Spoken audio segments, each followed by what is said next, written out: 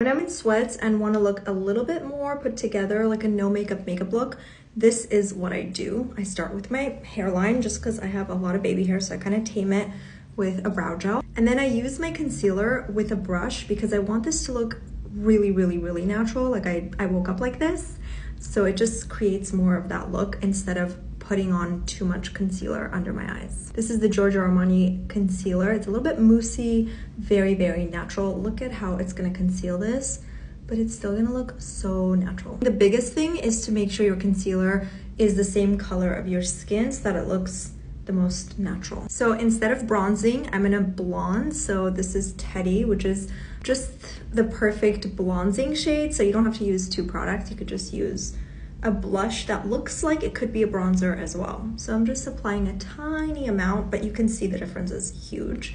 So I like to just apply this on my cheeks and then also take a little bit of it and put it on my eyelids. My lips are very dry, but I'm also gonna apply a bit on my lips. I might put a lip balm on after, we'll see. Brow gel is a must for me because I feel like it just fills it in and then you brush it up. It looks really nice and feathered and polished. You could see the difference. I'm gonna curl my lashes because I feel like this also makes such a difference. Look at that. A tiny amount of mascara because I don't want this to look super voluminous, just about there. Lastly, I'm gonna put a little bit of my lip balm. This one has been my favorite. It's by Rhode Beauty. I call this my grooming tutorial. I love doing this, especially when I'm wearing sweats.